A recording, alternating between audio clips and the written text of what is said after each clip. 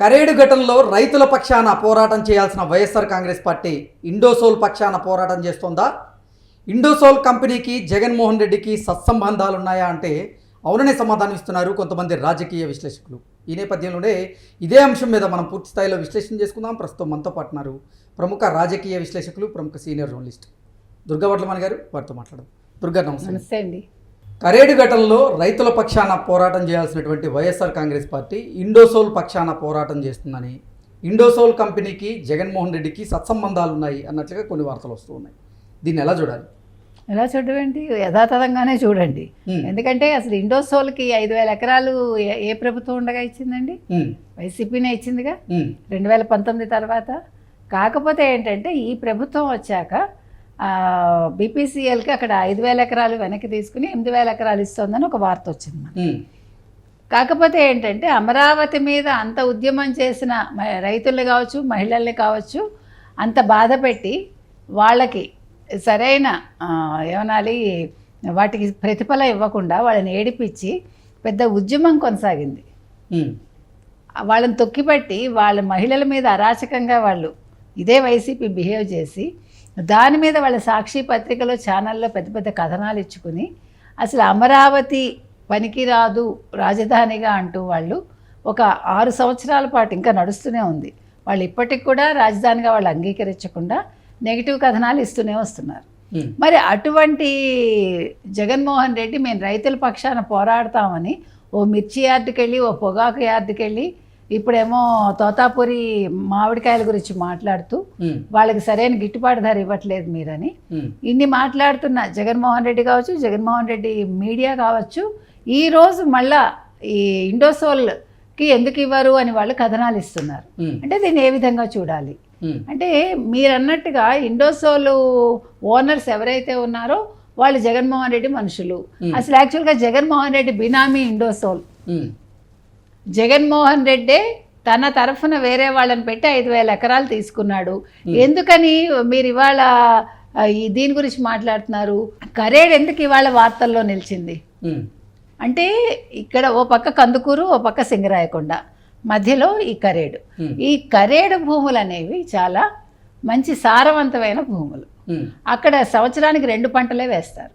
మీకు సాధారణంగా మీకు అంటే మంచి ఆహారం దొరకాలి అంటే మీకు 2 పంటలే వేయాలి. 6 నెలలకు ఒక పంట వేస్తే అంటే మనం తినే ఆహారంలో మనకి ఒక సత్తువ దొరుకుతుంది, ఒక మంచి అంటే బలం వస్తుంది మనకి అది తినటం వల్ల. సో అటువంటి భూములు అవి అంటే చాలా ఖరీదు కూడా ఎక్కువ. అటువంటి భూముల మీద వీళ్ళు కన్నేశారు. ఎవరు? వైసీపీ ప్రభుత్వం. సో వేసి వాళ్ళు ఈ 5,000 ఎకరాలు వాళ్ళకి ఇచ్చారు. అంటే లీజ్కి ఇస్తారు కదా. లీజ్ అంటే ఏముంటుంది? మీకు ఇష్టమైతే నామినల్గా ఇచ్చుకుంటారు, మీకు ఇష్టమైన వ్యక్తి అయితే. ఇష్టం కాని వ్యక్తి అయితే మీకు గుర్తుందా మొన్న ఎవరికి వీళ్ళు 99 పైసలకే ఇచ్చారు అని పెద్ద వివాదం సృష్టించారు తెలుగుదేశం మీద. యాక్చువల్గా వాళ్ళు 50 లక్షలకి ఎకరాకి 50 లక్షలు టు ఒక 1 crore వరకు ఎకరాకి ఇచ్చారు వాళ్ళు. ఒక టాటా కన్సల్టెన్సీకే వాళ్ళు 99 పైసలకి ఇచ్చారు లీజ్కి. ఎందుకు ఇస్తారు? మామూలుగా ఒక సంస్థ ఆల్రెడీ ఎస్టాబ్లిష్డ్ అయితే ఆ సంస్థ వల్ల కొన్ని వేల ఉద్యోగాలు వస్తాయి. అంటే ఇప్పుడు మీకు లోకల్గా పెట్టడం వల్ల వాళ్ళకి మన భూమి ఇవ్వడం వల్ల ప్రభుత్వం వాళ్ళు ఎస్టాబ్లిష్ అయ్యి అక్కడ లోకల్గా ఉండే వాళ్ళకి, ఆ రాష్ట్రంలో ఉండే వాళ్ళకి ఉద్యోగాల్లో ఇంత పర్సంటేజ్ మేము ఇస్తామని చెప్తారు. సో ఇది ఇచ్చిపుచ్చుకునే ధోరణిలో వెళ్తుంది కాబట్టి తక్కువకి లీజ్కి ఇస్తారు. అది వేరే పద్ధతి. ఇక్కడ అసలు ఇండోసోల్ అనేది ఇంకా ప్రారంభం కాలేదు. మీరు అన్నట్టుగా రైతులకు సంబంధించిన భూములు ఇచ్చేసి ఇవాళ రైతుల పొట్ట కొట్టాలని ఇంత ఉద్యమం జరుగుతూ ఉంటే ఇవాళ సాక్షి పేపరు, సాక్షి ఛానలు దాని మీద వ్యతిరేకంగా కథనాలు ఇస్తున్నాయి. అంటే మీరు వాళ్ళని అనవసరంగా పంపించేస్తున్నారు, అన్యాయంగా ఇండోసోల్ని పంపిస్తున్నారు, ఆ భూములు వాళ్ళకి ఇవ్వటం తప్పులేదు అన్న ధోరణిలో వాళ్ళ వ్యవహారం సాగుతుంది.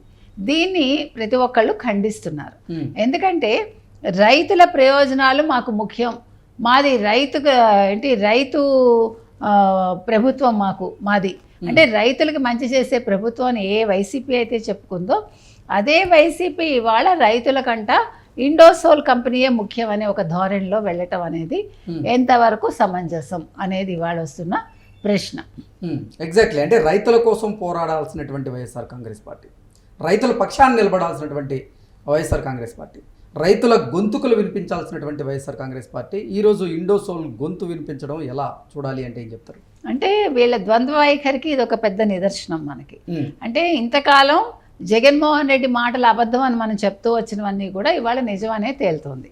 అంటే వీళ్ళు మొసలి కన్నీరు కారుస్తూ రైతుల పట్ల వాళ్ళ స్వప్రయోజనాలే వాళ్ళు ముఖ్యమని ప్రతిసారి రైతులు మా పొట్ట కొట్టకండి, మా బ్రతుకుల మీద మీరు బురద జల్లకండి అంటూ వారు వాపోతున్నటువంటి పరిస్థితుల్లో ఇప్పుడు అసలు వైఎస్ఆర్ కాంగ్రెస్ పార్టీ ఇండోసోల్ పక్షాన్ని నిలబడ్డాన్ని ఎలా చూడాలి? చాలా తప్పండి, అది చాలా అన్యాయం కూడా. ఎందుకంటే రైతుల పక్షానే నిలబడాలి. ఇప్పుడు నీ కంపెనీయో నీ ఫ్రెండ్ కంపెనీయో మనకు తెలియదు, నీ బినామీయా వాళ్ళు 5,000 ఎకరాలు అంటే ఇంక జన్మలో వాళ్ళకి అది ప్రభుత్వానికి మళ్ళీ వెనక్కి ఇవ్వరు. అంటే ఇప్పుడు వీళ్ళతోటి మీరు అన్నట్టుగా ఎటువంటి ఒప్పందాలు లేకుండా వాళ్ళ దగ్గర నుంచి అన్యాయంగా లాక్కోవటం అనేది ఎంతవరకు సమంజసం? నిలిచిన పాటుగా మీరు వెకేట్ చేసి మాకు ఇచ్చేయాలి అంటాం కూడా తప్పే.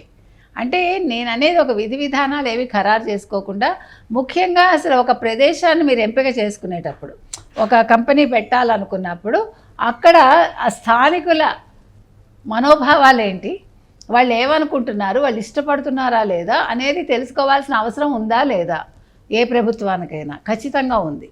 ఎందుకంటే వాళ్ళకి ఇష్టం లేకపోతే బలవంతంగా లాక్కునే హక్కు మీకు లేదు. అసలు ఎందుకండి అక్కడే ఎందుకు పెట్టాలి? అంటే ఒక బీడు భూముల్లోనో లేకపోతే పనికిమాలిన భూముల్లో పెట్టకుండా సారవంతమైన భూముల్లో మీరు ఒక కంపెనీ ఎందుకు పెడుతున్నారు? అంటే ఆ కంపెనీ పేరు చెప్పి మీరు ఆ భూములు లాగేసుకుని సారవంతమైన భూములు వాటిని మీరు తర్వాత ఎక్కువగా అమ్మేసుకుంటారా? అంటే కార్పొరేట్ వ్యవసాయం చేస్తారు అంతే.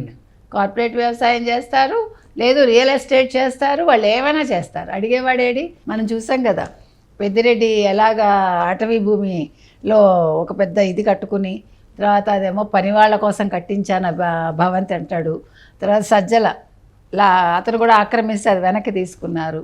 అంటే వీళ్ళ కన్ను అంతా కూడా ఎక్కడ సారవంతమైన భూమి ఉంటే దాని మీద ఈ వైసీపీ వాళ్ళ కన్ను, ముఖ్యంగా జగన్మోహన్ రెడ్డి కన్ను పడింది. అందుకనే ఇన్ని చేస్తున్నారు. ఇది చాలా తప్పు. సో ఇవాళ కరేడు భూముల విషయంలో వైసీపీ తన ధోరణి మార్చుకుని తీరాలి.